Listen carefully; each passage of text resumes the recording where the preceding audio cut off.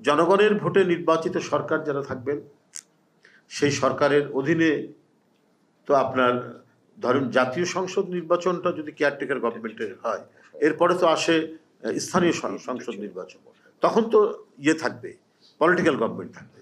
কিন্তু সেই ক্ষেত্রে পলিটিক্যাল গভর্নমেন্ট থাকলেও যাতে স্থানীয় সরকার নির্বাচনে আমার প্রার্থীকে জেতাতেই হবে, সরকারি দলের প্রার্থী জিতবে, এই ধরনের মনোবৃত্তি থাকলে পরে তোর তো আবার সুষ্ঠু নির্বাচন হবে না।